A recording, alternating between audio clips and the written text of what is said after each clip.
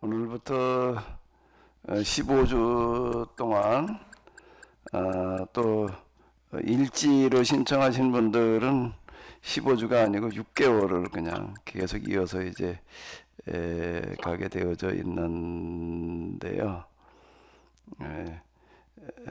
15주 동안 어쨌든 또 시작을 해보도록 하겠습니다. 저 서로 좀 손을 흔드는 걸로 인사 좀 나눠주시죠. 반갑습니다. 반갑습니다. 우리 반갑습니다. 우리 회장님께서 좀 기도해 주시고 시작하도록 하겠습니다. 하나님 아버지 참으로 감사합니다. 오늘도 이 귀한 날 주시고 오늘은 특히 우리 게노시스 계약 공동체 그 영성 수련 세미나로 처음 시작하는 날입니다. 성령님 함께 해주셔서 인도하시는 이 글동무께 그 힘을 주시고 지혜를 주시고 또 우리 모두 정말 열정을 가지고 잘 참여해서 큰 은혜 받는 시간 되게 하여 주시옵소서. 감사하옵고 예수님 이름으로 기도합니다. 아멘. 아멘. 네, 감사합니다. 지난번 그 2월 달에도 제가 잠깐 이렇게 말씀을 드렸었는데요. 제가 영성 훈련을 하겠다라고 하는 생각은 없었습니다. 저는 이제 그 책 쓰는 거에다 좀 주력을 하고 있어가지고 이제 올 겨울부터 여기 가서 제가 좀 집 짓고 그러라고 이제 중단되어져 있었는데 이제 다시 책 쓰는 일로 돌아가야지 이제 그러고 있었는데 문득 영성 훈련이라고 하는 생각과 느낌이 좀 강하게 들어가지고 좀 많이 고민하면서 생각을 해봤어요. 왜 갑자기 또 영성 훈련인가? 이제 쭉 생각을 하다가 보니까 한 20여 년 이상을 내가 세미나라는 이름으로 재해석을 했고 그걸 이제 책으로 써놓는 것까지가 내가 할 일이다. 저는 그렇게 생각을 했었습니다. 책으로 써놓는 것까지가 내가 할 일이다라고 생각을 했었는데 다시 이제 또 책 쓰는 일을 시작하려고 이제 그러고 했었는데요.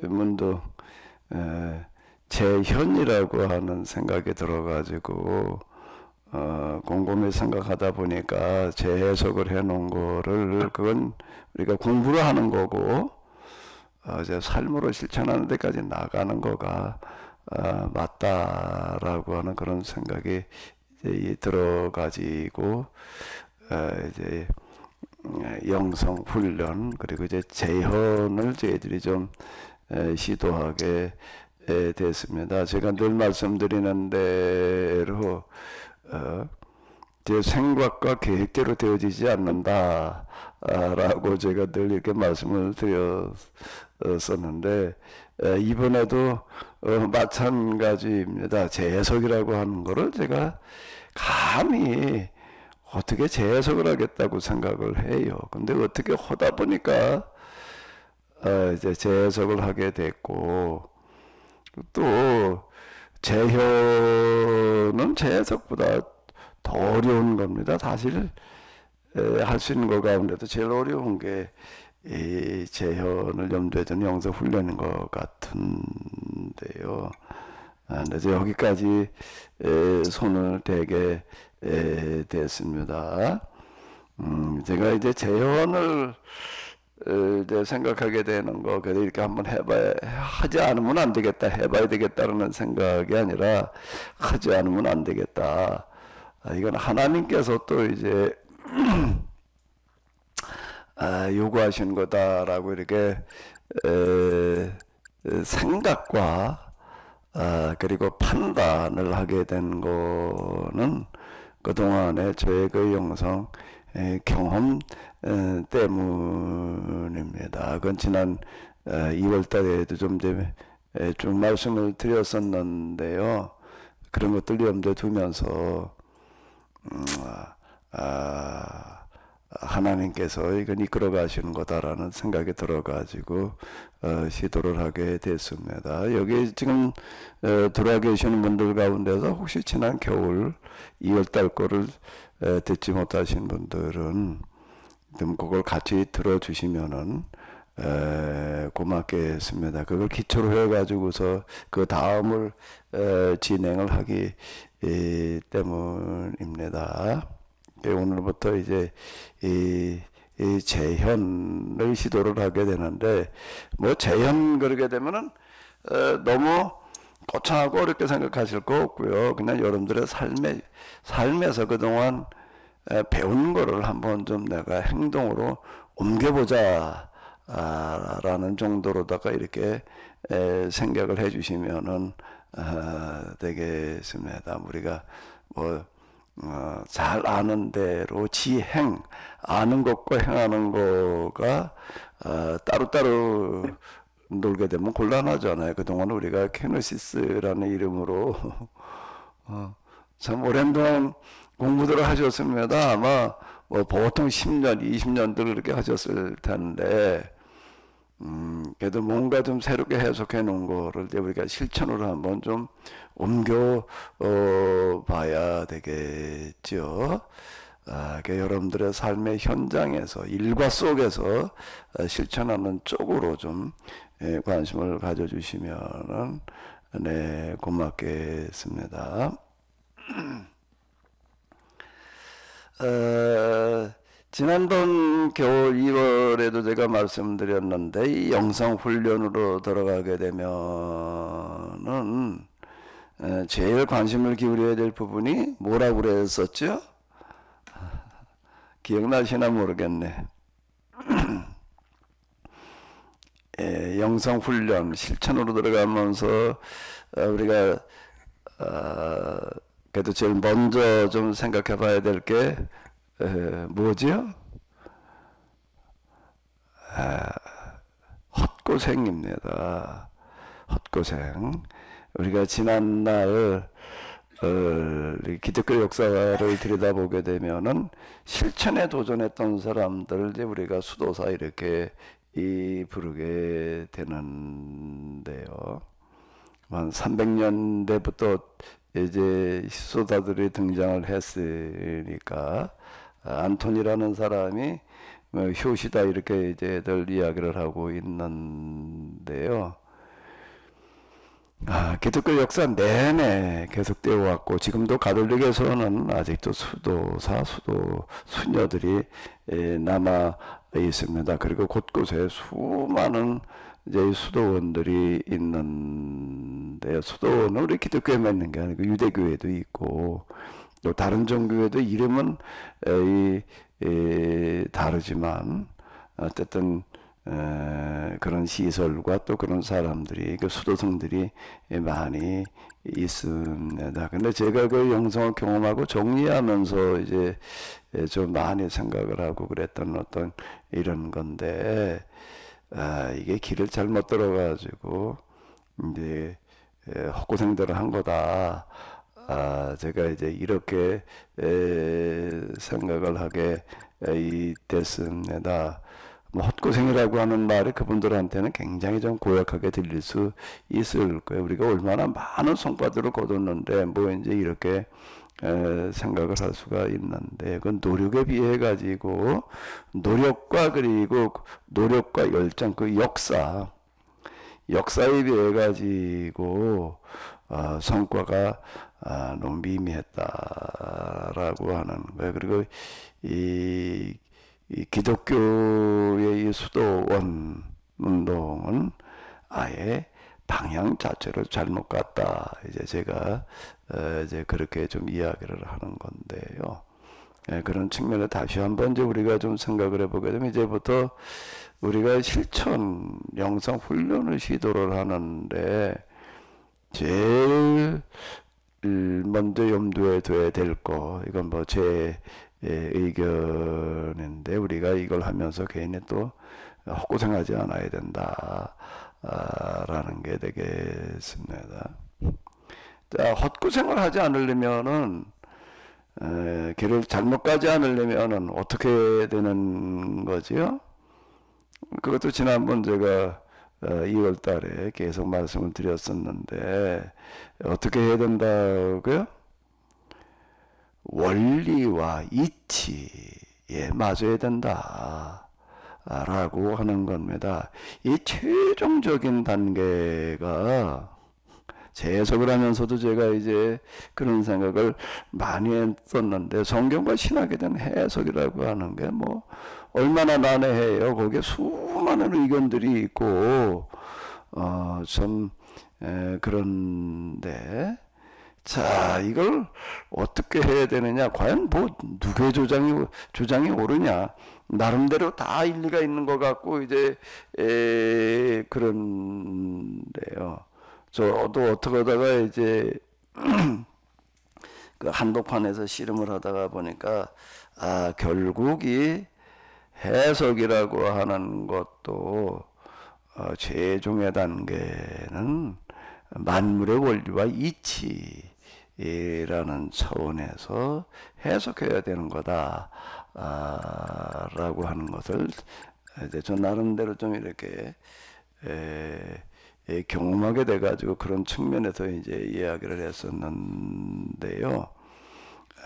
그런 것들을 염두에 두면서 이제 영성 훈련을 우리가 시작을 하는데,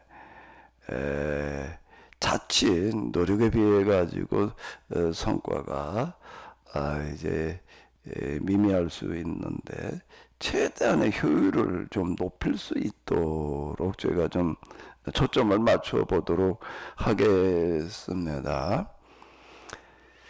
자, 이 삶에서 실천하는 거, 변화, 이런 거를 영성에서는 그거를 뭐라고 그러는가라고 하게 되면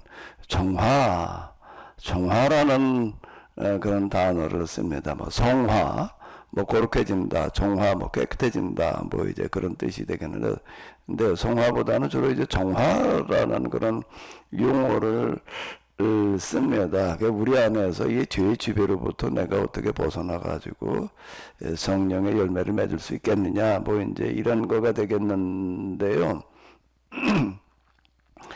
이 정화를 어떻게 해야지 되느냐라고 할 때에 그 원리, 거기도 원리가 있습니다. 원리가 있는데 그 부분을 좀 소개해 드리도록 하겠습니다. 물론 이거는 제 3부 비유매길에 나와 있는 이야기이고요. 또 3부 세미나에서도 누차 말씀드렸던 건데, 다시 한번 우리가 좀 접근해 보도록 하겠습니다. 자, 이 수도원 역사를 보게 되면은 제가 이게 잘못 간 길이다라고 이제 제가 계속 이야기를 한 이유가, 자, 이제 어쨌든 출발에서부터 이제 마지막까지 간다라고 이렇게 생각을 하게 했을 때, 어떻게 생각을 했나 하면은 정화라는 단계가 있고, 그게 끝나게 되면은 조명이 있고, 조명은 빛이 비춘다, 하나님의 빛이 비춘다라는 뜻이 되겠는데, 그 다음에 하나님과 합일이 된다라고 이렇게 이 생각을 했습니다. 정화, 조명, 합일은 아마 영성에 관한 책들을 보신 분들은 뭐 잘 아실 거야. 아주 기본적인 그런 이 도식이 되겠습니다. 저도 이런 것들 염두에 두면서 좀 시도를 했던 어떤 건데요. 그런데 이제 시간이 지나고 나서 이렇게 보니까 이게 잘못된 것이었다라고 하는 겁니다. 이건 헬라 사상, 특히 플라톤 철학에 나오는 그런 용어들의 정화, 조명, 합일이라고 하는 이런 도식 자체가 이 플라톤이 얘기하는 어떤 이런 건데, 기독교의 그 수도원 운동이라고 하는 거가 뭐의 영향을 받은 건가라고 하게 되면은 헬라 문화의 그 금욕주의자들의 영향을 받은 겁니다. 최초의 수도사라고 알려진 안토니도 보게 되면은 어떻게 수도를 시작을 했는가 하면 그가 사는 곳 가까운 곳에 헬라 금욕주의자가 있었습니다. 그 사람이 가서 하는 걸 이렇게 보고 비슷하게 이제 따라서 했다라고 하는 겁니다. 그 신학의 정화 조명 합일이라고 이렇게 얘기를 하는데 이게 그 헛고생하는 이유는 자력으로 가는 길이기 때문에 그렇습니다. 정화를 내 힘으로 정화를 해야지 그 다음에 조명의 단계로 간다, 이렇게 이야기를 합니다. 그리고 그 다음에 합일에 이른다라고 이렇게 얘기를 하는데, 내가 내 노력으로 정화를 해야 된다라고 하는 거예요. 그러니까 능동정화 이렇게 얘기를 하는데, 그러면서 이 사람들이 이제 시도하는 거는 무념무상의 상태, 그 수많은 기도, 참선을 통해 가지고 무념무상의 상태로 들어가는 거요. 그걸 정화라고 이렇게 이야기를 했습니다. 그러려고 하다 보니까 이게 잘 되지를 않아요. 우리가 실제 삶 속에도 정화를 내가 내 힘으로 다 해낸다는 게 어려운 얘기예요. 그러다 보니까 이제 특별한 방법을 동원하는 게 뭔가 하게 되면은 탈속이에요. 세속적인 삶에서 떠나서, 그걸 이제 불교에서 얘기하지 이제 출가 이렇게 이야기를 하는데, 이게 수도원 수도로 갑니다. 이건 뭐 세계 종교의 일반적인 어떤 그런 현상이에요. 은둔, 금욕, 고행을 이제 겸해서 이렇게 하고 있는데, 이건 우리가 우리 주변에 있는 불교에서 잘 찾아볼 수 있고요. 또 그 수도사들에게서도 비슷한 것을 발견을 하게 되는데, 왜 이렇게까지 해야 되느냐라고 한다라고 하게 되면은 정화를 어떻게 해야 되기 때문에 그러는 거죠. 내 노력으로 해야 되기 때문에 그렇다. 라고 하는 겁니다. 우리가 이제 영성을 한다 그러게 되면 당연히 영성가는 수도사고 이제 그들의 전유물이다라고 이렇게 생각을 하게 되는데, 그게 좀 잘못된 거다라고 저는 이제 그렇게 이야기를 하는데, 제가 이렇게 이야기하는 이유는 저도 이 도식을 가지고도 시도를 하다가 이제 한계에 봉착하고 그러다가 이제 어쨌든 하나님의 인도하심으로다가 그 과정을 이제 이렇게 거쳐가게 됐는데요. 그 경험을 기초로 해가지고 제가 이렇게 이게 아니다 이렇게 제가 이야기를 하게 됐습니다. 아마 지금도 영성을 이야기하는 분들 가운데에서 제가 얘기하는 것처럼 얘기하는 분은 아직 없는 것 같더라고요. 자, 그러면 이걸 이제 어떻게 해야 되느냐라고 하는 건데요. 이 길은 성직자와 평신도를 나눠놓고, 평신도들은 속세의 삶을 사는 사람들이고 성직자들은 거룩한 삶을 사는 사람들, 이렇게 얘기를 해 놨습니다. 그 중세기라고 하는 시대를 보게 되면은 구원에 이르려고 한다라고 하게 되면은 수도의 길을 가야 된다, 이렇게 이야기를 했습니다. 그 중세기는 구원을 어떻게 하나님마다 받을 수 있느냐라고 할 때는, 우리는 지금 이제 믿음으로라고 이야기를 하지만은 중세기에는 전적으로 행위예요. 무슨 행위인가 하면은 수도원 행위를 통해서 구원받는다라고 이렇게 이야기를 했습니다. 근데 이제 루터에 이르러 가지고서 행위로 구원받지 않고 믿음으로 구원받는다라고 이야기를 하게 되는데, 그건 무슨 이야기가 되는가? 무슨 행위를 말하냐면 수돈 행위를 말하는 거예요. 루터가 말한 행위는 수돈 행위를 말하는 겁니다. 루터는 이렇게 말하고 있습니다. 20여 년 동안에 그는 이제 수도승으로 다 이렇게 지냈는데요. 그 수많은 수도사들 가운데에서 진짜 수도사를 단 한 사람을 얘기하라 그런다면 그건 바로 나다. 이렇게 이야기를 하고 있더라고요.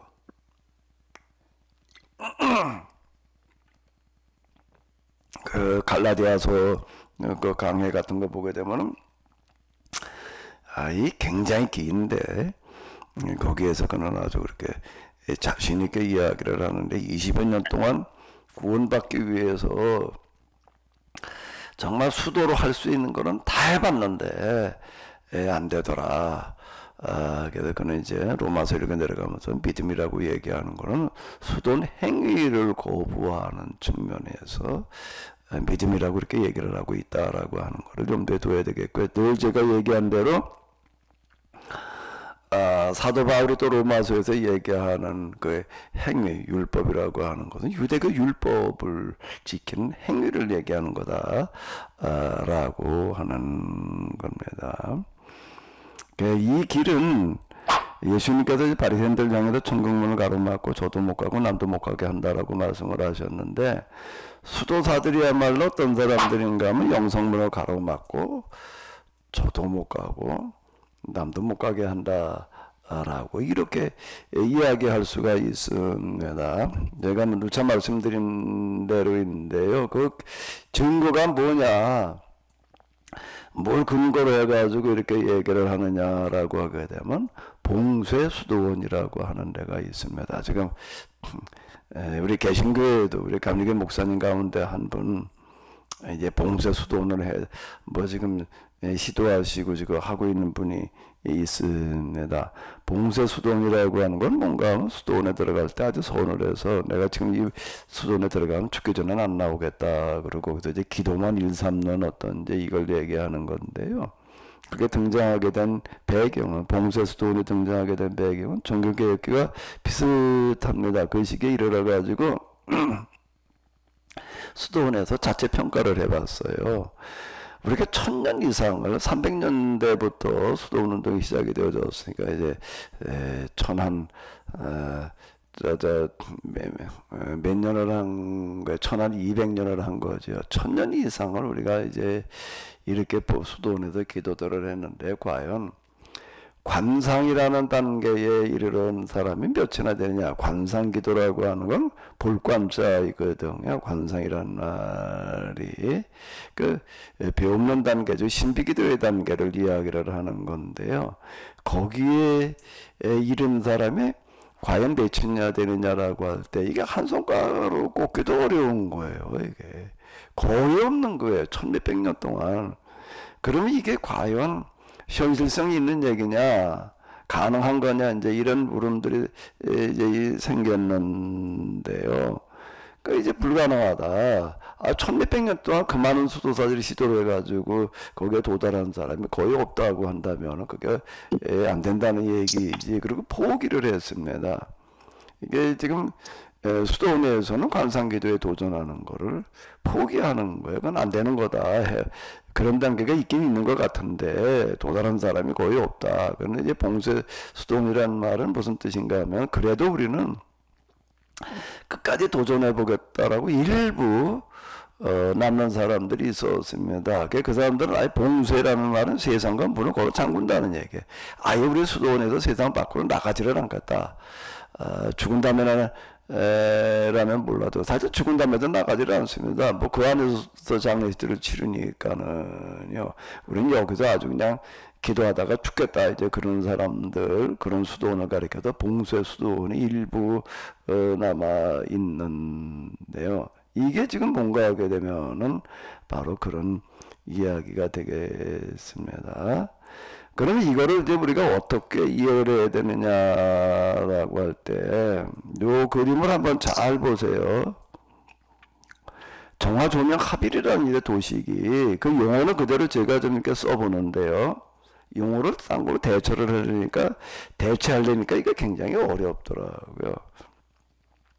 정화라는 단계가 끝나고 나도 조명형이고, 그 다음에 끝나고 나도 합일이 온다는 그런 단계적인 도식이 아니라, 이 검은 거에서 점점 하얘지는 걸로 가는 거가 정화로 제가 이제 이렇게 표시를 해본 건데, 처음부터 끝까지 그냥 가는 거지, 정화가 끝나고 난 다음에 조명이 오는 게 아니다라고 하는 겁니다. 그러면 조명이라고 하는 건 또 어떻게 되느냐 라고 한다고 하게 되면은, 정화가 시작될 때부터 같이 가는 거예요. 이것도요.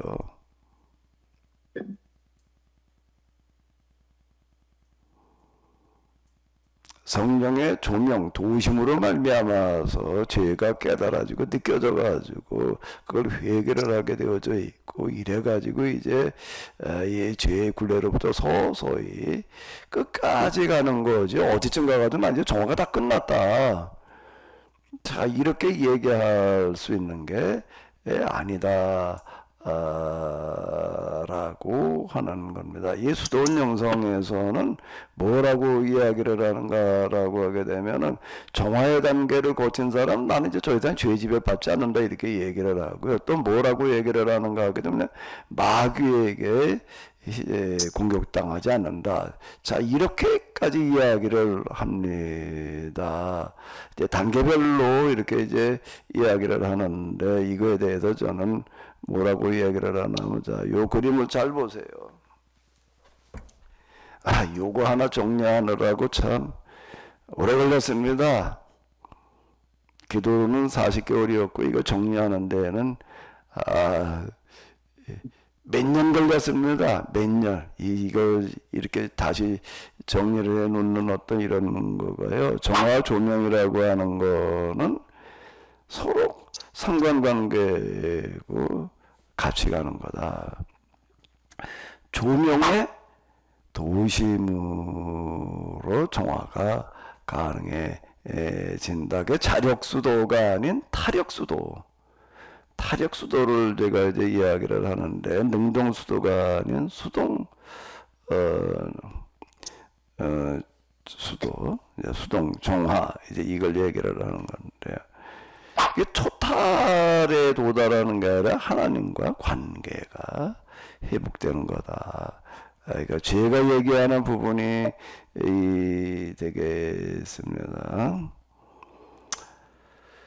여기 이제 상한선, 하한선을 그려놓은 거는 이제 구체적으로 정화가 되는 그런 이제 원리를 제가 설명하기 위해서 그러는 건데요.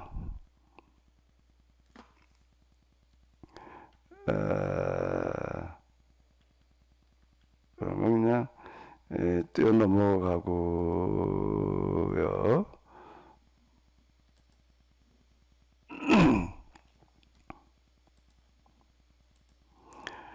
자, 이 정화와 조명이 일어나는 원리가 뭔가, 어떻게 원리를 얘기를 하느냐, 막 이렇게 생각이 되실 수가 있는데요. 저는 이렇게 이야기하고 싶습니다. 무슨 이야기인가라고 하게 되면은요, 하나님은 반드시 응답하시는 분이시다. 기도에 응답하시는 분이시다. 제가 어떻게 이런 과정을 거쳐가지고 지금 이제 이런 거를 이야기할 수 있느냐라고 한다고 하게 되면은, 이 기도에 대한 응답이었다. 제가 이렇게밖에는 이야기할 수가 없는데요. 하나님께서는 기도에 틀림없이 응답하신다라고 하는 겁니다. 그건 제 경험으로다가 이야기를 할 수가 있어요. 기도에 틀림없이 응답하시는데, 마태복음에 나와 있는 대로 하나님은 기도에 응답하시긴 응답하시는데, 어떤 방식으로 응답하시죠?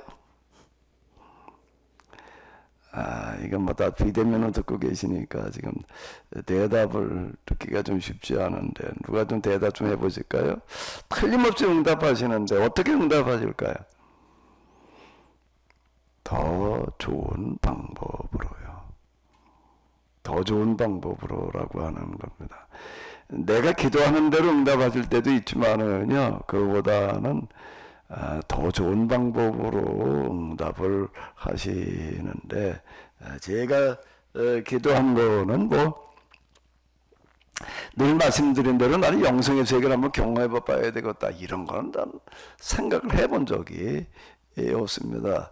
그 신학교 특히 대학원 다니는 동안에 그 수도사들에 관한 그 글들 같은 거 뭐 LCC 시리즈라고 있습니다. 그 중에 이제 어세티시즘이라고 하는 게 그 중에 하나가 있어요. 금력주의라는 이름으로 이제 하나 들어와 있는 것들을 이제 좀 읽고 그러기는 해서도요. 아, 나도 이런 수도사의 길을 한번 가봐야 되겠다. 뭐 이런 생각은 해본 적이 없었습니다. 그런 게 있었지.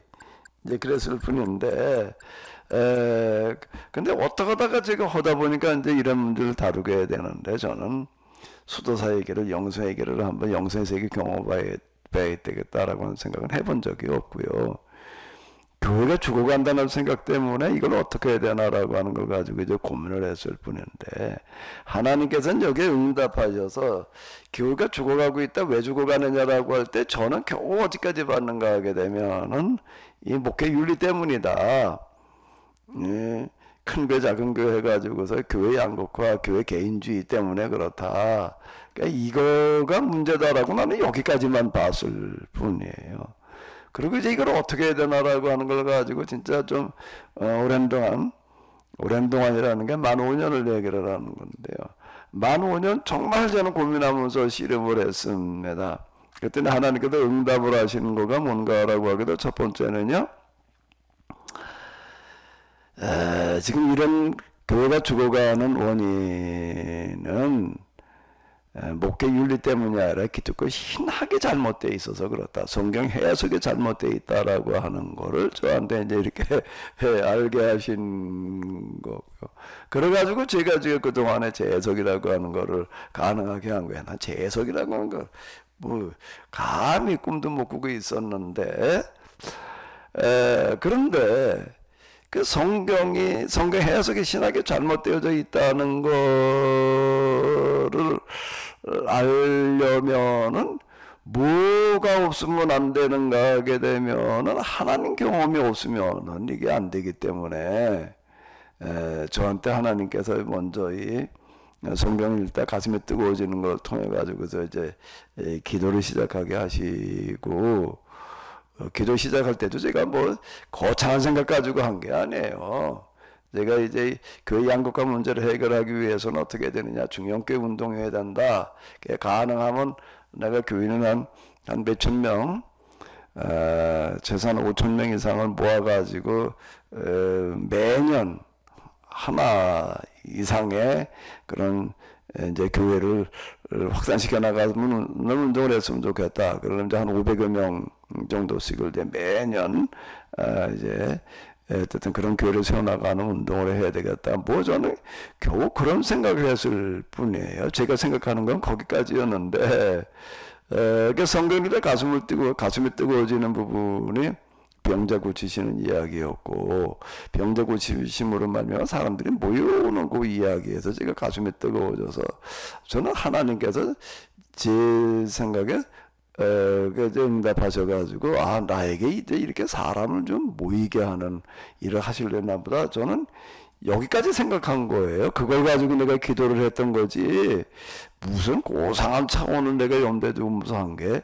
전혀 아니었다라고 하는 겁니다. 근데 그 다음에 가다가 보니까 이제 그거 아니어가지고 이제 방향 수정을 하게 되는데, 제가 이제 하나님의 낚싯밥에 걸렸다는 얘기가 바로 이 부분이에요.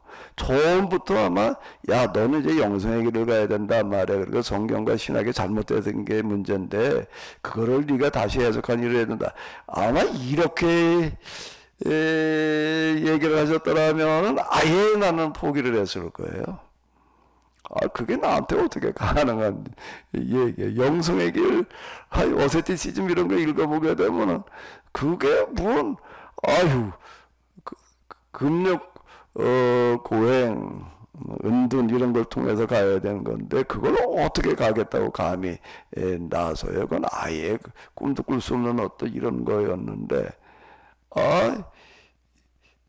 성경할 때 가슴에 뜨거워지는 게 병자 고치시는 이야기, 병자 고치시는 소문으로 말면 사람 모여오는 이야기여가지고서요. 이런 걸 허락하시려나 보다. 그래가지고 내가 기도를 시작하다 보니까 여러 가지 온 거예요. 그래서 내가 하나님은 낚시밥에 걸렸다는 건 바로 이제 그 얘기가 되겠는데요. 근데 하나님께서는 제가 기도한 기도를 들으시되 기도한 대로 내가 생각하고 예상하는 대로가 아니라 그보다 더 좋은 길로 인도해 주셔서 여기까지 왔습니다. 이번에 제가 이제 영성 훈련 또 뭐 이제 재혼을 얘기하는 것도요. 이건 저는 이렇게 얘기할 수 있는 건데 이건 내 생각과 내 계획으로 나오는 게 전혀 아니다. 내 생각 계획이라고 하면은요, 영성 훈련 또는 재현이라고 하는 걸 하겠다는 거를 생각도 못 하는 거예요. 재해석도 사실 어렵지만 재해석은 그래도 그냥 어쨌든 안 대로 그냥 해석을 해놓으면 끝나는 얘기지만 영성 훈련이라고 하는 건 이제 사람을 변화시키는 뜯어 고치는 대로 끌고 가야 되는데 그걸 어떻게 감히 하겠다고 생각을 해요. 이건 그저 영성훈련이라고 하는 거가 강연하고 끝나야 되는 게 아니잖아요. 이게요. 그러니까 뭔 엄두를 낼 수 있는 그런 게 아니죠. 근데 제가 분명한 거, 이건 내 생각과 계획 속에서 나오는 게 아니다라고 하는 거고요. 여러 가지 정황으로 놓고 볼 때 하지 않으면 안 되겠다라는 생각에서 이제 여기까지 이렇게 왔는데요. 자, 이제 이 정화 조명의 원리 부분을 다시 한번 같이 잘 좀 봐주시면은 고맙겠습니다.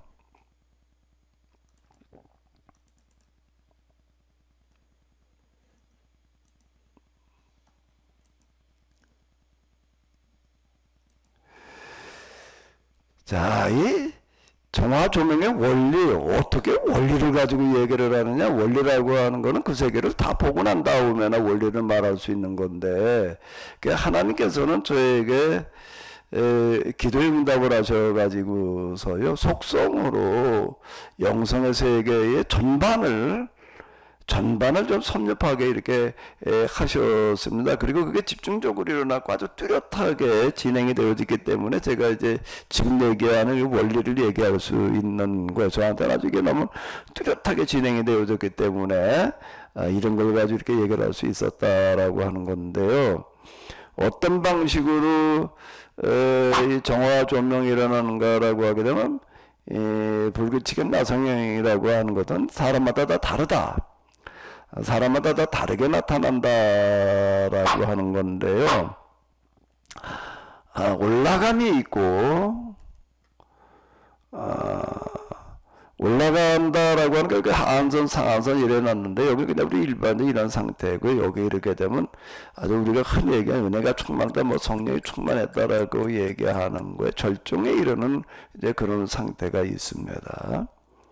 그런가 하게 되면 거긴 계속 머무르지를 않고요.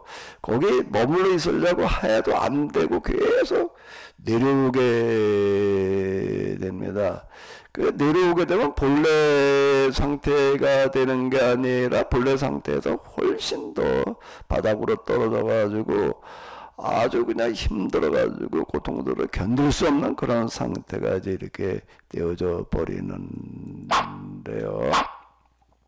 그러면서 서서히 이제 앞으로 이렇게 좀 이제 진행이 되어져서 나아가게 됩니다. 좀 내가 이렇게 뭐 좀 달라졌나 보다, 변화가 되어졌나 보다. 그런데 그게 또 어느 순간 보게 되면은요, 반대로 오히려 옛날보다 못해져 있는 모습으로 돌아가게 되는데, 이게 처음에는 제가 굉장히 혼란스러웠습니다. 이 부분이요. 올라감과 나감은 뭐 그런가 보다 하겠는데, 내려가는 것과 특히 물러감이라고 하는 거가 이게 받아들여지지가 않는 거예요. 이걸 도대체 어떻게 해야 되나, 이제 이거 굉장히 힘들었던 이야기인데요. 올라감과 내려감이 있는데요. 올라감의 상태라고 하는 거는 죄가 용서함 받았다, 구원 받았다, 뭐 하나님을 배웠다, 만났다, 어쨌다, 뭐 그러면서 여기 이제 이 절정에 이르게 되면은 황홀경에 도달을 하게 됩니다. 상한선에 이르게 되면 거기까지 가는 거예요. 이제 한 여기까지만 올라간다면은 거기까지가 아닌데, 여기까지 가면 이제 좀 뭐 내가 충만하다, 성령이 충만하다 이런 느낌이 들고, 여기까지 올라가게 되면 아주 엑스타시로 들어가는 이제 그런 상태가 있는데요.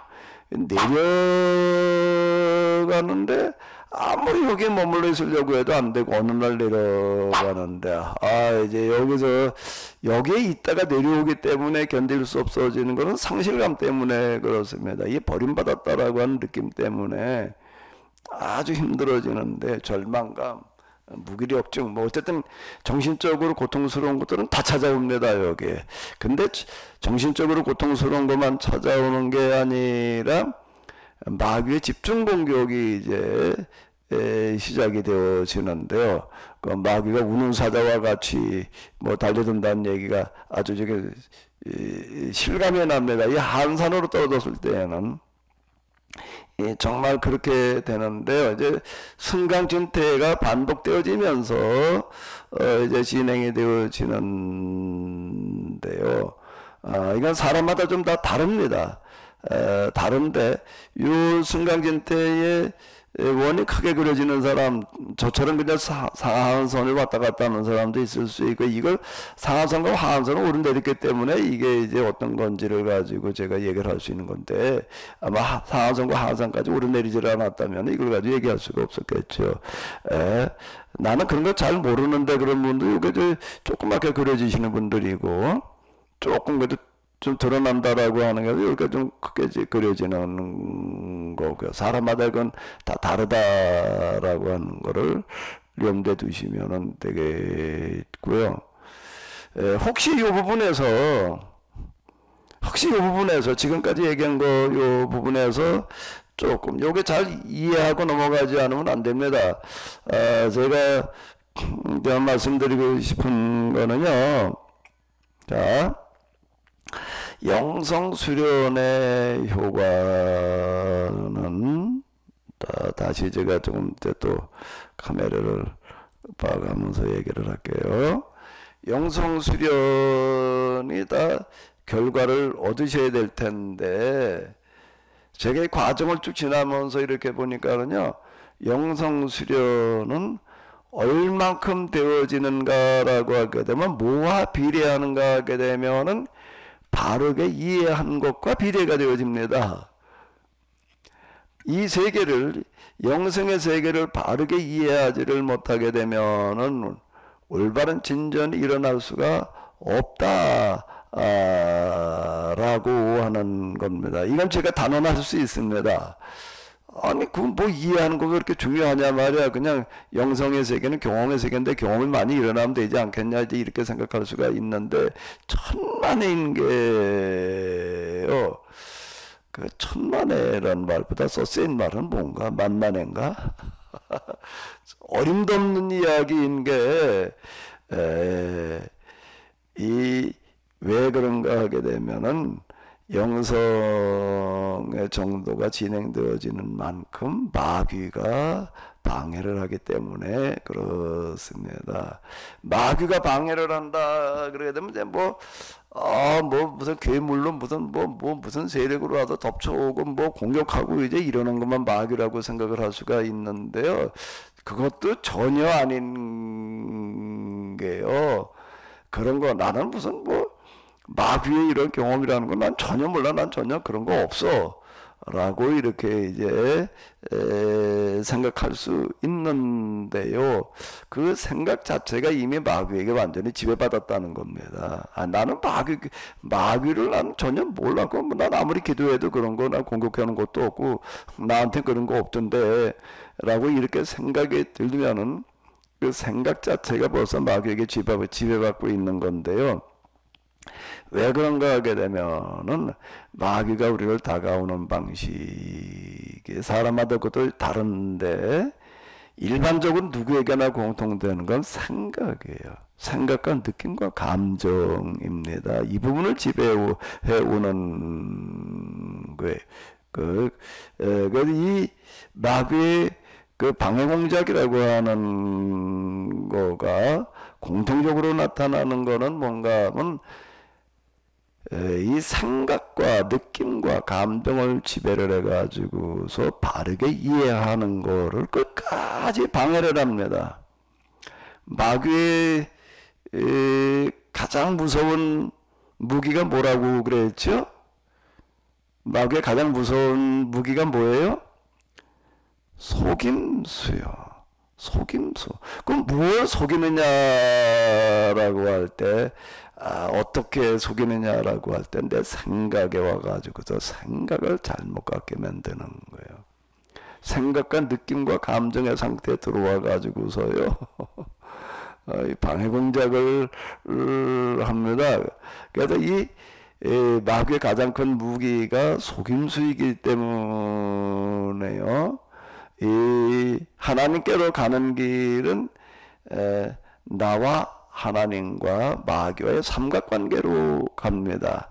내가 나를 본 만큼 하나님을 배우는 거고요. 하나님을 배운 만큼 내가 보이는 거고, 비례해가지고 마귀와도 부딪히게 되어져 있습니다. 그래서 여기에 영성의 정도는 뭐하고 비례한다고요? 바른 이해예요. 잘못된 생각, 마음, 감정을 갖다 집어넣어가지고 오해하게 만들어놔서 거기에 머무르게 되고요. 오히려 머무르는 거면은 좀 난데 대응을 하게 만들어 놓는데 잘못된 경험이 일어나 가지고서 완전히 길을 잘못 들어가지고 이제 마귀를 경험하는 쪽으로 가게 됩니다. 마귀를 경험하면서 나는 하나님을 경험하고 있다, 이렇게 이제 오해를 하는 어떤 그런 일들이 일어나는데, 그 뚜렷한 경우가 이 사이비 교주들이 그런 거고요. 사이비 교주까지 가지를 않았다라고 하더라도 많은 경우에 이제 이런 잘못된 길에 빠져 있는 경우들이 허다합니다. 이 수도를 하면서 금요 고행 운동 이런 것들을 하면서 나는 그래도 영성이 많이 깊어졌다기에 토탈의 상태로 들어가면서 이렇게 생각을 하는 것도요. 그것도 뭔가 하게 되면 길을 잘못된 거다. 제가 이제 그렇게 얘기를 하는 거는 바로 이런 이유가 되는 건데요. 바르게 이해한 만큼 영성은 진보되게 되어져 있습니다. 그러니까 지금 제가 얘기한 부분도 그냥 여러분 주로 듣기에는 쉽지만 이게 경험으로 다가가려면 굉장히 많은 것들이 여기 들어있는 거거든요. 그러니까 여기 바르게 일단 간접 경험으로 들어가신 건데요. 간접 경험은 바른 이해로 가는 겁니다. 여기 이해가 안 되고 있으면은요. 이해가 안 되고 있으면 간접 경험은 일어날 수가 없고 진전이라는 게 있을 수가 없게 됩니다. 그러니까 여기까지 중에서 혹시 이해가 잘 안 되신 부분이 있으면은 아주 지금 얘기를 하고 넘어가지요. 그래서 그 다음을 얘기를 할게요.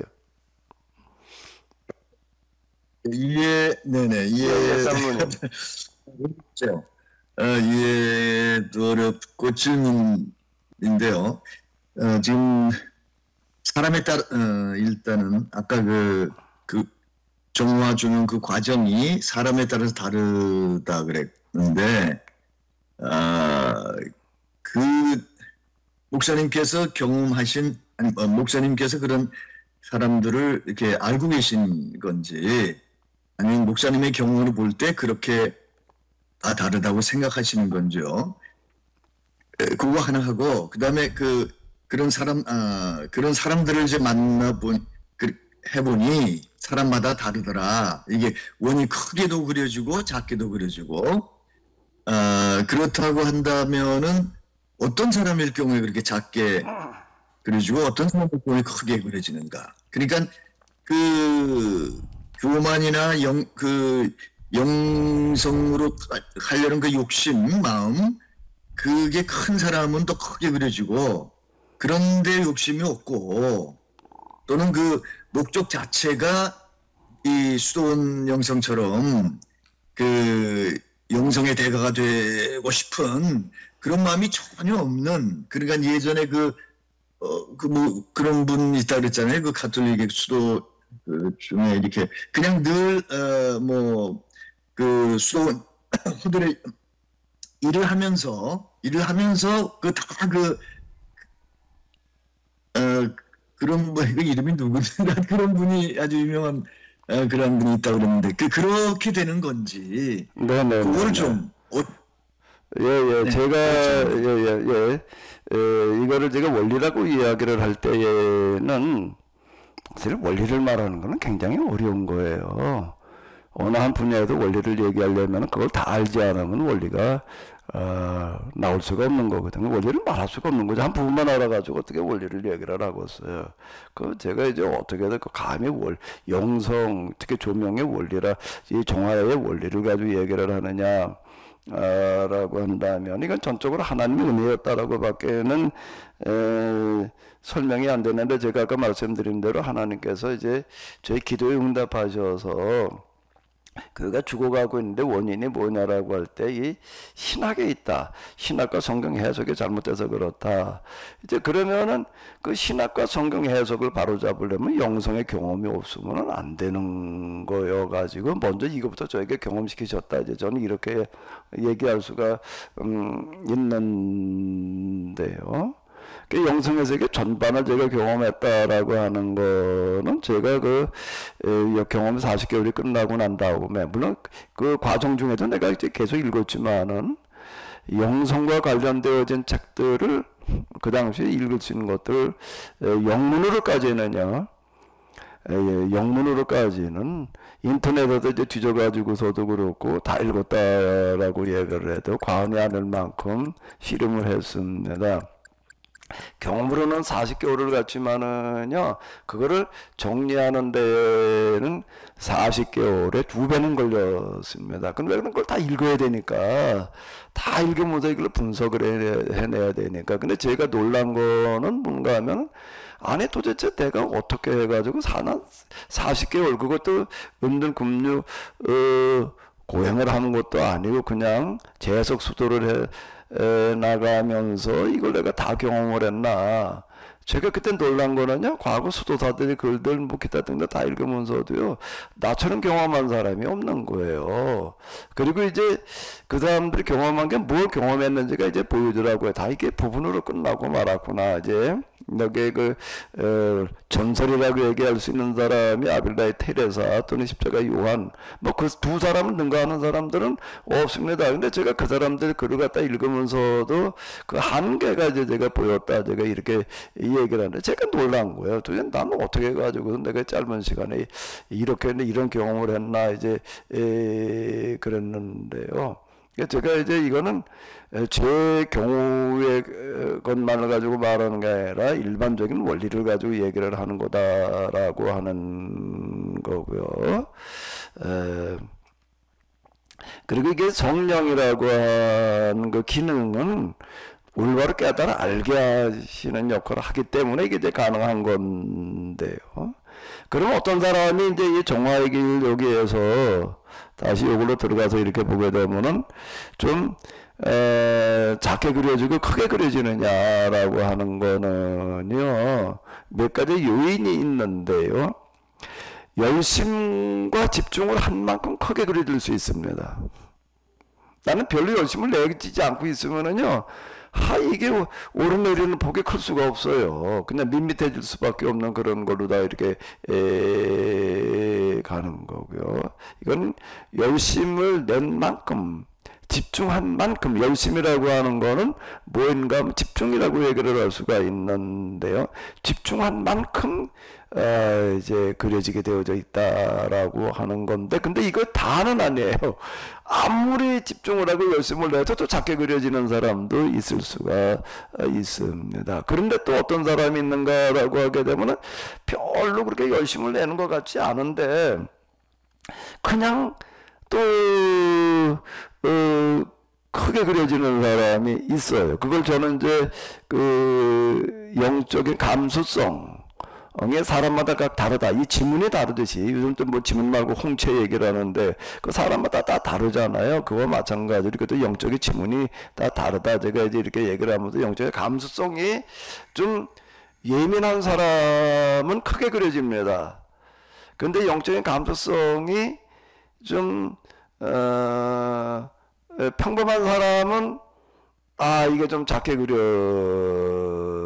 그건 우리의 감정이라고 하는 것도 사람마다 다 다르잖아요. 똑같은 상황인데도 어떤 사람은 견디를 못해가지고 그냥 우울증 걸리는 사람이 있고요. 어떤 사람은 그냥 아무렇지도 않은 거고요. 똑같은 상황에서도 이제 그렇게 되는 거잖아요. 똑같은 얘기인데요. 제가 만난 사람 가운데서 영적인 감수성에 제일 예민했던 사람은 어떤 사람인가라고 하게 되면은 그냥 저절로 되는 사람이에요. 저절로 된다라는 게 무슨 얘기가 되는가? 사람들이 모인데 이렇게 교회를 이렇게 오래 다니던 거 중간에 이제 어떻게 교회를 갔는데 방언하는 사람들이 옆에 있으면요 저절로 그냥 방언이 되는 거예요. 그 사람은요 그냥 되는 거예요. 방언하는 사람 옆에서 그 예언하는 사람이 있으면은 또 그 예언을 하는 거예요. 옆에도 이제 투시하는 사람이 있어요. 투시하는 사람이 옆에서 또 투시를 하는 거예요. 그분이 이제 저기 어떤 치유원에 이제 가가지고서 뭐를 하는가라고 하게 되면 이제 모태 치유라고 하는 게 있습니다. 치유 가운데에서 제일 이제 좀 어려운 부분이 뭔가라고 하게 되면은 내 내면의 상처를 치유를 해야 된다. 뭐 이제 이런 얘기들을 하는데 상처라고 하는 거는 이성이 아닌 감성의 분야이거든요. 감정적으로 내가 상처받은 거를 치유를 해야 된다. 그게 언제고 과거의 것을 과거 언제 뭐 성장 과정에서 이제 뭐 주로 이제 뭐 부모로부터 또는 주변 누구로부터 당했던 그런데 그 상처들을 이제 치유시키는 어떤 그런 것들을 하는데 그 상처 가운데에서 내면의 상처 가운데도 제일 어려운 단계가 뭔가 하게 되면은 태아 상태에서 받은 상처입니다. 내가 임신해 있을 때 뱃속에 있을 때 상처받은 거라는 거야. 아니 뱃속에 있을 때 내가 무슨 상처를 받느냐? 아무것도 듣도 보도 못하는데 무슨 상처를 받느냐 그러는데 감성이라는 분야는 그게 아니라는 거예요. 그건 과학적으로도 이제 입증이 되는 어떤 이런 건데요. 내가 태아에서 아직 성장하고 있는 그런 단계, 임신이 되기 수정이 돼가지고 성장하고 있는 그런 단계에서 엄마 아빠가 나에 대해서 어떤 감정을 가졌느냐라고 하는 거가 그대로 내 뇌에 저장이 된다는 거예요. 감성을 지배하는 뇌예요. 이성을 지배하는 뇌가 있고 감성을 지배하는 뇌는 뒤통수 있는데 어디쯤에 있다고 그러더라고요. 거기 그대로 저장이 되는데 이거는 내 감성만 알지 내 이성으로는 내 기억으로는 전혀 나는 모르는 거예요. 그게 이제 내 감성 속에 들어와서 저장이 되어져 가지고서 나를 지배한다 이제 이렇게 얘기를 하는 건데요. 그러면 엄마가 나를 임신했을 때 엄마나 아빠가 어떻게 생각을 했느냐, 내가 어떻게 하느냐.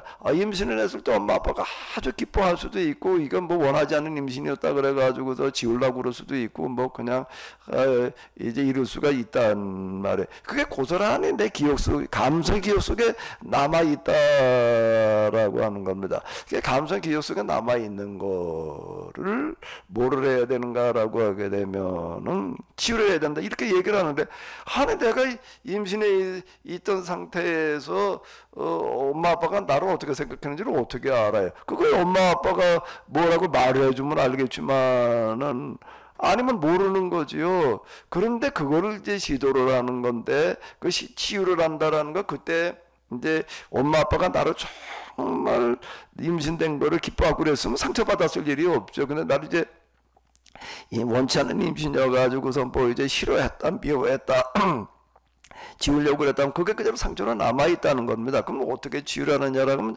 그때 그 못 받은 사랑을 이제 뒤늦게 채워야 된다. 뭐 이제 이런 얘기예요. 근데 이걸 뭐 내가 태아 때 어떤 상처를 받았는지를 어떻게 알아요? 근데 금방 말씀드린 그 사람은요, 그 모임회를 간 거예요. 이제 모여가지고 이제 이게 한 몇 명이 모여가지고서 거기 리더가 있어가지고 이제 태아 때 받은 상처를 갖다가 우리가 이제 치유를 하자라고 하는데, 그 뭐 이제 물어보죠. 너는 어땠냐? 난 엄마 아빠 들어보니까 뭐 어떻더라, 뭐 그래가지고 이제 이렇게 하는 건데, 거기를 갔는데 이 사람은 어떤가 하면 거기 앉아 있는 사람 전부 다를 말을 해주는 거예요. 당신은 뱃속에 있을 때 엄마 아빠가 어떻게 생각을 했고 당신은 어땠고 이걸 다 얘기를 하는 거예요. 그 자리에서요. 그냥 모르죠. 엄마 아빠가 나를 어떻게 생각했는지. 근데 이제 엄마나 아빠한테 좀 들은 사람도 있을 거 아니에요. 근데 이게 정확하게 맞는 얘기를 하고 있는 거예요. 그러니까 사람들이 놀래요. 이제 놀래가지고서 야, 당신은 어떻게 해서 그걸 아냐? 그냥 저게 보인다. 안다. 알게 된다. 이렇게 얘기를 하는 거니까 하나님께서 당신한테는 뭐 특별한 뭐 은사를 줬다, 능력을 줬다, 뭐 이제 이렇게들 얘기를 하는 거예요. 그건 뭐 제가 아마 몇 번 얘기를 했었는데, 내가 그 사람이 이렇게 보고서 마침 거기 제가 치유한 그 집회 가가지고서 이 사람을 만난 거예요. 그러니까 다 은사다라고 그래가지고 이 사람한테 그냥 누구든지 와서 맨날 상담을 하는 거야. 지금 하나님께서는 지금 제가 이래 겪고 있는데 지금 이거 하나님 뭐라고 말씀하십니까? 그럼 다 예언을 해주는 거야. 한 사람 그냥 하는 지금 당신은 뭐라고 한다, 그러니까 다들 그냥 대단한 은사다, 능력이다, 뭐 이렇게 얘기를 하는데 제가 딱 그랬어요. 그거는 은사도 아니고 능력도 아니고 이제 당신의 그 영적인 감수성 때문에 그런 거다. 그걸 은사나 능력이라고 생각하지 말아라. 그리고 그걸 가지고 절대 사역하려고 그러지 말아라. 그거 가지고 사역하려고 하게 되면은 그게 도움된다라고 생각하지만은 틀림없이 그건 마귀에게 이용당한다. 마귀의 세계를 모르게 되면은 그걸 은사 능력이라고 그러고 자꾸 그걸 가지고 이제 사역을 하려고 그러는데 틀림없이 오히려 부작용이 나게 되어져 있다. 그러니까 절대 그런 거 하지 마라. 제가 이렇게 얘기를 하고요. 저희 교회도 거리가 좀 멀었는데 제가 유일하게 뭔가 하면 당신은 딴 교회 절대 나가지 말고 우리 교회로 와라. 내가 아주 세게 얘기를 했어요. 그러지 않으면 당신은 마귀의 소나기로 벗어나지는 못한다. 내가 이제 이래가지고 한동안 우리 교회를 이제 이렇게 출석을 했어요. 이제 우리 교회 출석을 했는데 이제 오게 되면은요, 굉장히 이제 또 이제 쉽지 않은 문제가 발생을 해요. 뭔 문제가 발생을 할까요? 사람들이 쭉 앉아가지고 이제 예배를 드려요. 예배를 드리는데 무슨 제가 성경 해석하고 뭐 하게 되면 그냥 은혜들을 받는다 이제 그러는데, 나름대로 은혜들을 받아요. 근데 이 사람은 저희 교회 와가지고도 예배 시간에 제가 설교를 하는 그런 시간에 세미나 할 때도 물론 그렇지만 설교 시간에도 어떻게 하는가라고 하게 되면 다른 사람도 그냥 마음으로 감정으로 그냥 참 은혜롭단 말이야, 은혜가 된다, 뭐 이렇게 얘기를 그냥 그렇게 느끼잖아요. 근데 이 사람은 그거를 마음으로 감정을 느끼는 게 아니라 몸으로 느껴버려요. 몸으로 느끼니까 어떻게 되는가? 그냥 실신을 해요. 그 자리에. 그 뒤에 의자에 이렇게 그냥 혼자 누워있는 거예요. 그냥 실신을 해가지고 그러고 있는 거야. 그리고 예배 끝나는데 그때 부시시 깨니까 사람들이 보기에 이상한 거야. 이 사람 뭐 예배 시간마다 이러냐 말이야. 근데 내가 얘기를 해요. 그 절대 이상하게 보지 마라. 사람마다 그게 다르다. 당신은 그게 은혜가 된다는 느껴지지만 이 사람은 몸으로 느끼기 때문에 몸이 감당이 안 돼가지고 몸을 가누질 못해가지고 지금 이제 흔히 얘기하는 입신의 상태 비스름하게 되는 건데, 그래가지고 있는 거니까 절대 이상하게 보지 마라. 내가 아무리 얘기를 해도요, 또 이게 사람들이 저 사람 뭐가 이상해. 나와 다른 거지 이상하다고 생각하지 마라. 그래도 그게 참 안 되더라고요. 이제 어쨌든 그런 문제가 발생을 하는데, 그러면 그 사람 이제 늘 예배 시간마다 와가지고서 그냥 이제 실신해가지고 있다시피 하다가 일어나고 그러는데, 많이 늘 얘기하는 거가 뭔가라고 하게 되면 그 실천하는 부분에서 어떻게 되는가 하게 되면은요, 이 사람은 들은 대로 그냥 돼요. 이게요. 저한테 많이 얘기를 한 게 그 가정 환경이나 기타 등등 남편과의 관계라든지 남편 하는 일 뭐 이런 것 때문에 굉장히 많이 어려운 게 있었는데요. 이런 말을 해요. 이제 저희가 얘기한 대로 모두 비워야 된다, 어째야 된다 그러면요, 그대로 다 비워줘 가지고서요, 난 이런 상황인데 하나도 이게 힘들게 느껴지지를 않고, 나한테 진짜 많이 힘들게 한 그런 사람인데 그 사람이 전혀 밉지도 않고 아무렇지 않고 이 사람을 내가 이제 어떻게 사랑하게 된다. 뭐 이제 남편 그 관계를 얘기를 하고 그러면 남편에 대해서도 어떻게 뭐 해야 된다 그러게 되면 이 사람은 그냥 그렇게 하는 거예요. 그러면 난 하나도 힘들지 않고 하나도 어렵지 이렇게 하는 사람이 있습니다. 이게 사람마다 다 달라요. 제가 만났던 사람 가운데서 영적인 감수성이 이제 예민했던 사람은 이제 그 사람으로 제가 기억이 되는데요. 사람의 그 지정이라고는 그 기능 가운데에서 이성적인 부분이 많이 발달한 사람은 여기에 원이 크게 그려지지를 않을 거예요. 근데 이제 감성적인 부분이 예민한 사람일수록 좀 크게 지는 경향이 있고요. 근데 이거 이제 다가 아니고 또 뭐하고 관련이 있다고요? 집중도와 관련이 있다. 집중, 얼마큼 집중했느냐에 따라서 그게 달라진다 라고 하는 겁니다. 저도요 감성적인 부분이 그렇게 예민한 것 같지가 않더라고요. 뭐 무슨 그 쓰러지는 사형부 그런 거 있잖아요. 무슨 은사든 뭔 삼쓰는 나는 뭐 그런 데가 뭐 아무렇지도 않아요. 뭐 은사 능력 뭐 어쩌고 저쩌고 떠드는 것 같은 난 아무리 기도를 해도 난 겨우 방언하는 정도였지 그 이상은 안 되더라고. 그런데 어느 날 이제 제가 뭐 이제 어떻게 하다 보니까 상암산과 하암산은 오르내렸다는 얘기가 이제 그 얘기거든요. 어느 날 하나님께서 또 이제 그렇게 이끌어 가질 수도 있어요. 질문하신 게 좀 답변이 되는지 모르겠는데요. 네네네, 좋습니다. 그 다른 분 질문하시는 손 들고. 예, 이거 저기 다시 말씀드리는데 이해한 만큼 정화가 되는 겁니다. 이해한 만큼이에요. 이해 안 되고 그냥 넘어가려고 그러지 말아요. 그러면 진전이 일어나질 않습니다. 예, 저기 오정성 목사님 두 분의 손을 드셨는데 먼저 오정성. 네. 예.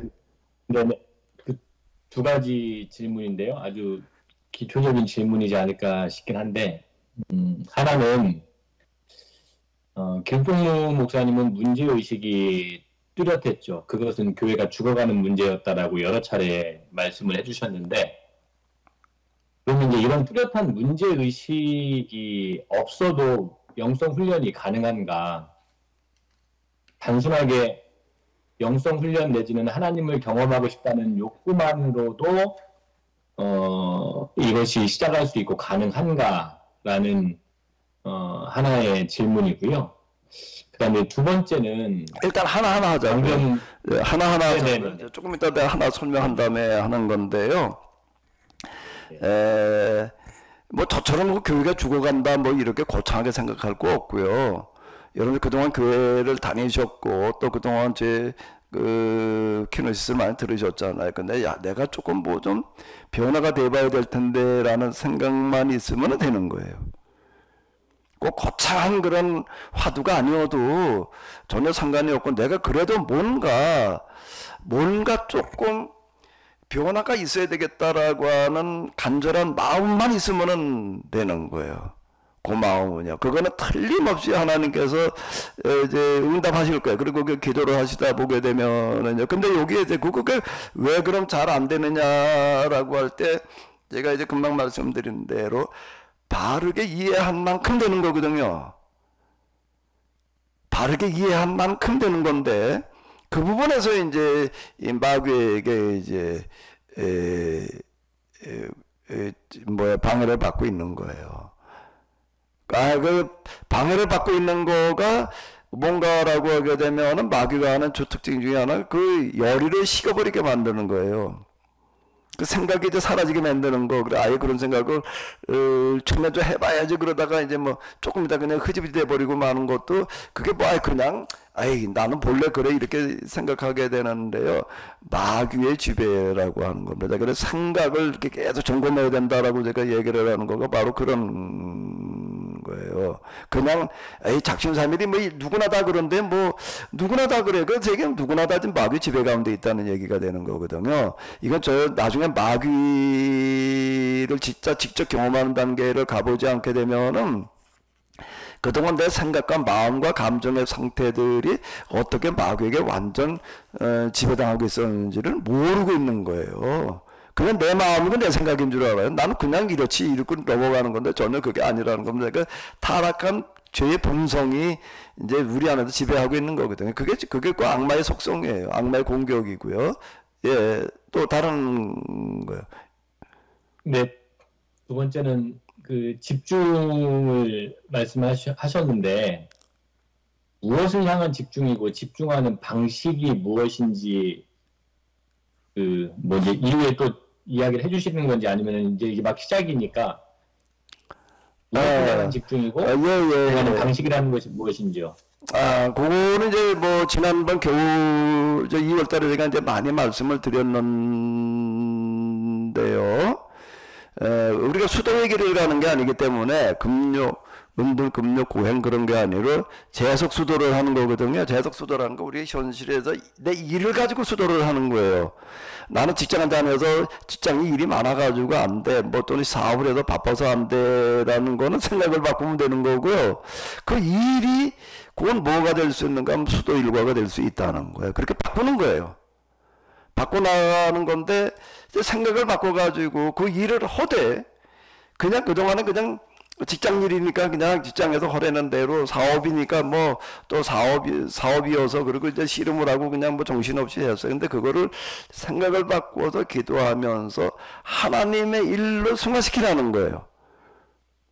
집안일이라고 하더라도 제가 뭐 계속 얘기를 하잖아요. 청소하고 뭐 설거지하고 그냥 가정주부들이 집에서 그냥 애들 돌보고 그냥 뭐 식사 하나 준비하고 그거를 그냥 집안일이라고 생각하지 말고 하나님의 일이라고 생각하고 해라.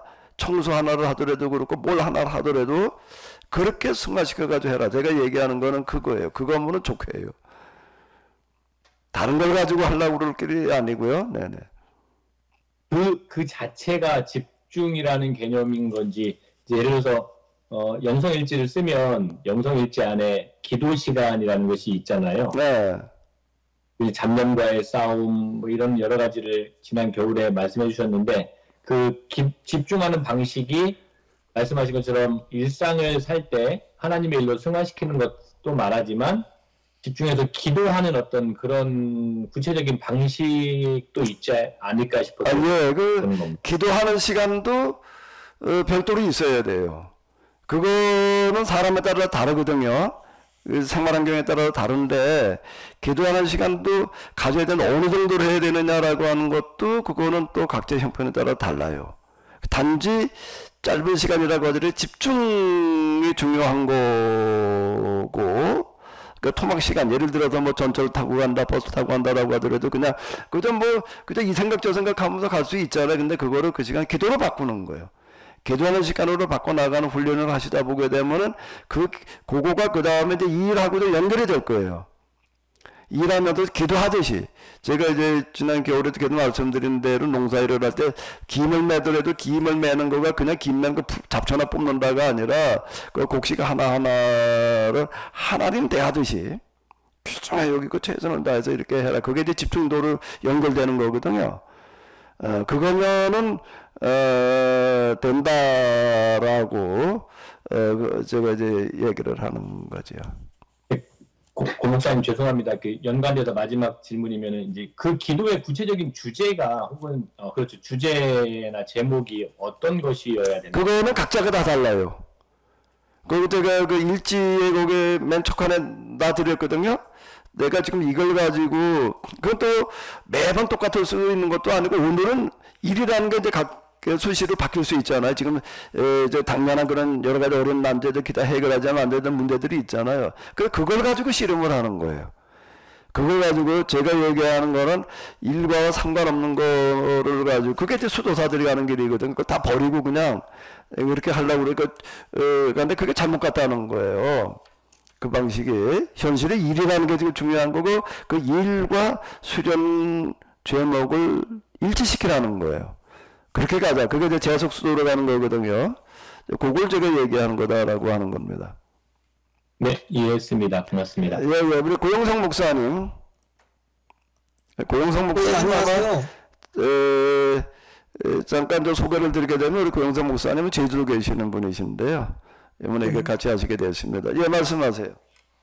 예, 저기 목사님 잘 들리세요? 네네, 잘 들려요. 예, 목사님 아까 그 표 그 아까 저기 강의할 때 띄웠던 네. 그 정화 그 회심에서 시작되는 그것을 마침 저기 띄워서 네. 제가 제 개인적인 그 경험을 잠깐 말씀드리겠습니다. 네.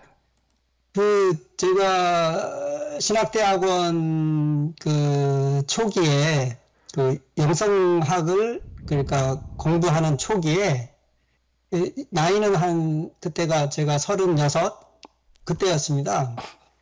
그 저한테는 늘 그 회심에 대한 회심 체험에 대한 컴플렉스를 갖고 있었는데요.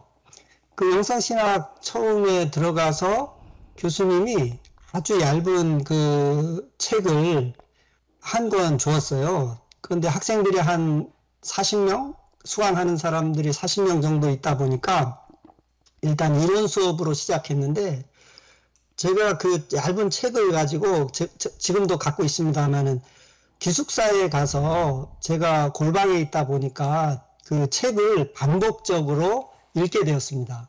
굉장히 제 나름대로는 집중 상태에 들어갔던 것 같아요.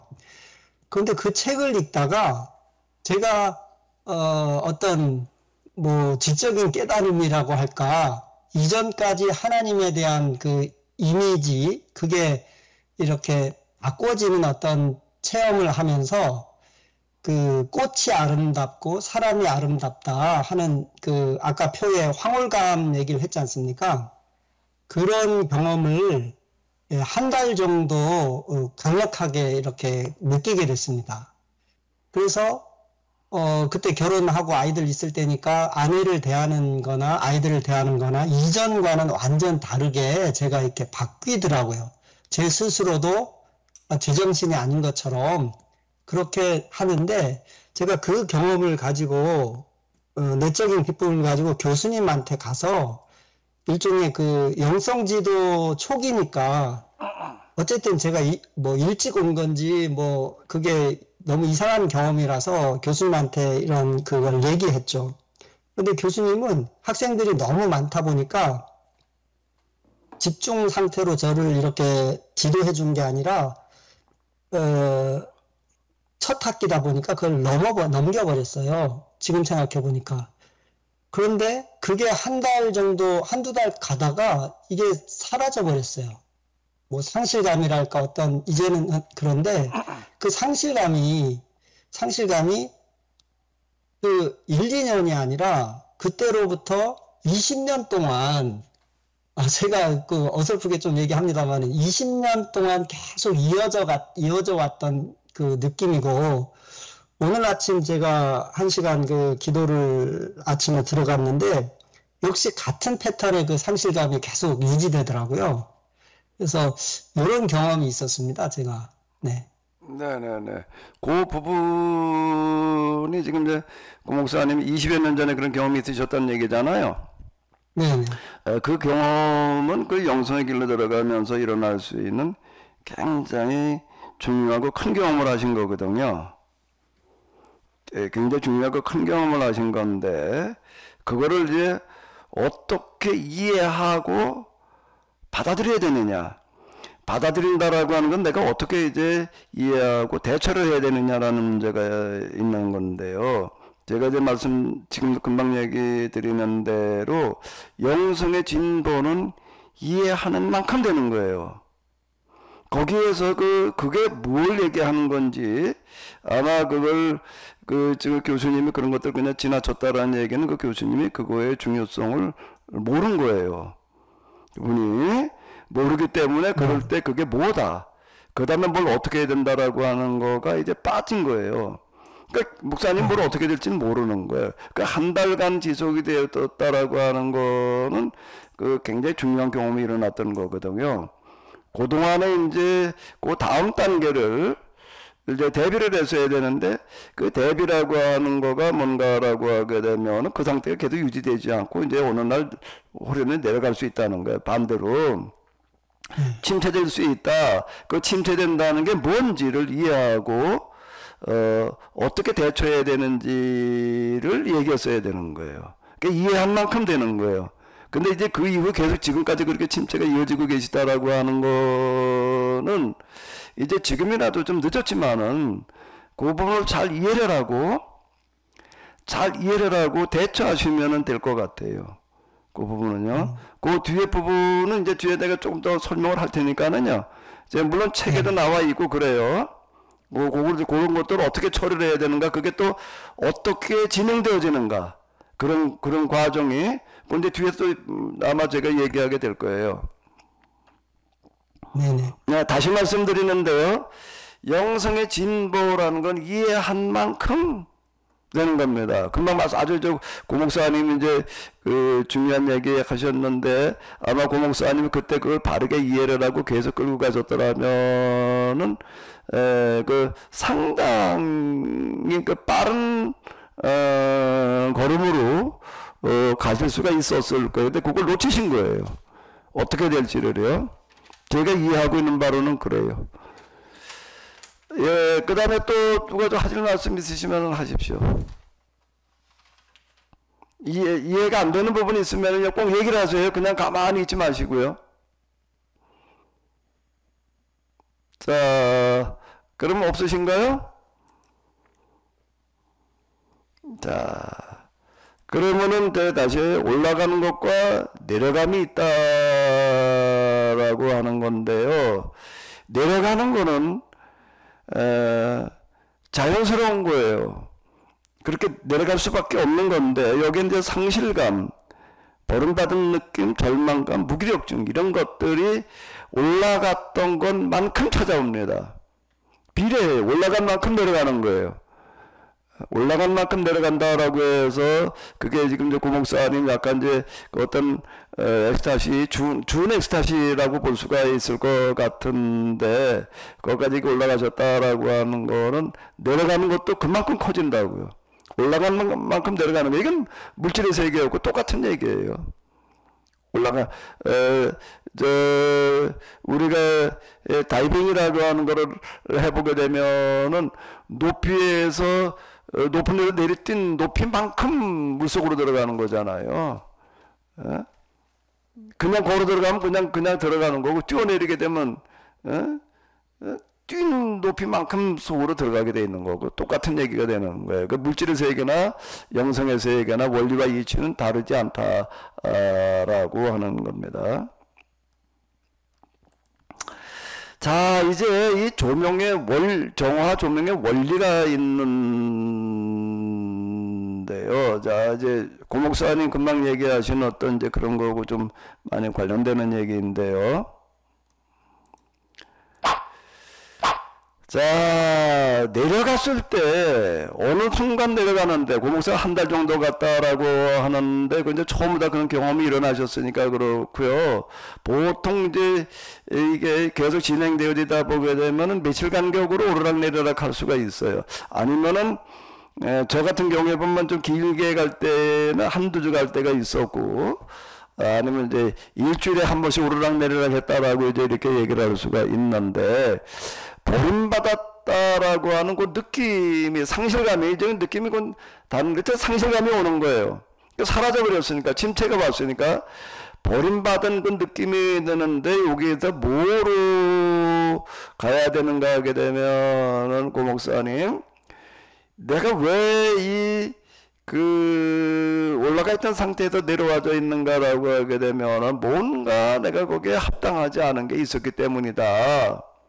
그걸 유지할 만한 게, 유지하지 못할 만한 요인은 내 안에 있었기 때문이다라고 느껴지게 되어져 있어요. 그걸 저는 그냥 쟤 때문에라고 이제 이렇게 표현을 해놨는데, 요거는 사람들마다 조금 다른 단어로 나올 수도 있습니다.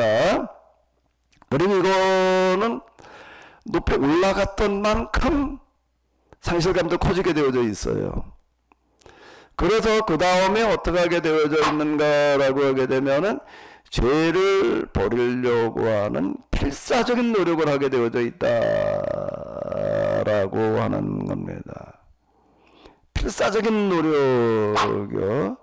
죄에 대한 증오심, 죄에 대한 생각까지를 버리려고 그러는 게, 행동은 얘기할 것도 없고, 행동을 안 하는 건 말할 것도 없고, 자, 이러다가 보니까 이제 그 씨름을 하면은 이게 쌓인 만큼, 자, 고 목사는 그 이후 이제 수십 년 동안 그냥 그 침체된 상태로 계속 된다 그러는데, 요게 요 노력을 내가 한 만큼이 누적되어졌을 때에 올라가게 되는 거예요. 이 노력을 멈추게 되면은 계속 멈추는 겁니다. 이 부분은요.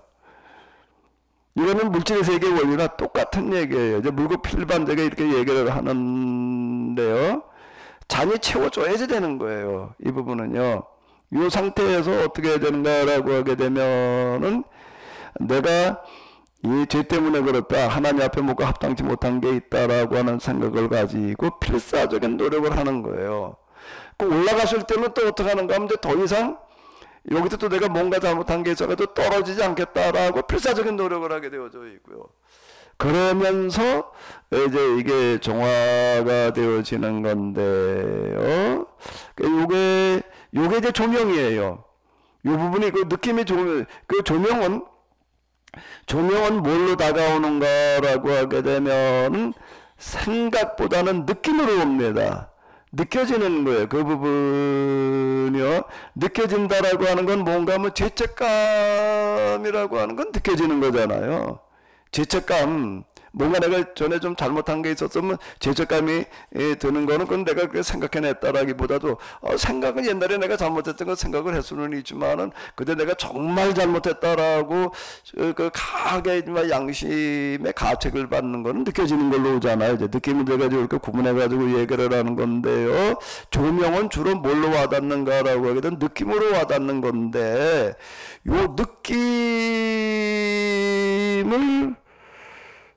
느낌을 상실하지 말아야 돼. 그 느껴질 때 그걸 잘 살려나가야 되는 겁니다. 내가 일지에다가 생각과 느낌을 적어라. 내가 계속 얘기를 하는 게 바로 요건데, 요거를 무시해버리게 되면은, 그 다음에는 그 느낌이 점점 더 약하게 다가와져가지고서 이제 진도가 안 나가는 거예요. 느낌이 중요하다라고 하는 겁니다. 느껴지는 만큼 이제 노력을 하게 되어지는 거예요. 양심의 가책을 심하게 받은 만큼 그 다음 행동이 나오는 거고 똑같은 얘기. 근데 양심의 가책이 느껴지는 내가 그걸 이제 무시할 수가 있잖아요. 무시하지 말아야 돼요. 그게 이제 성령께서 임하시는 통로다라고 하는 겁니다. 성령께서 보내시는 신호라고도 볼 수가 있고요. 근데 느낌을 잘못 느낄 수도 있어요. 마귀가 이제 그거를 이렇게 이제 약간 호도시킬 수도 있습니다. 그래서 내가 그걸 반드시 적어라 내가 얘기를 하는 거고요. 그냥 마귀를 뭐 난 몰라 그러는데 그런 생각을 버려야 돼요. 나는 마귀하고는 상관없어. 나는 마귀에게 시달려 본 적이 없어라는 생각이 벌써 뭔가 마귀가 아주 꽉 잡혀 있는 결정적인 증거예요. 그 부분이요. 자, 요 부분이 이제 중요하다라고 하는 겁니다. 여기가 이제 그 원리인데요. 좀 시간이 됐기 때문에 한 10분 쉬었다가 이어서 조금 더 가보도록 하겠습니다.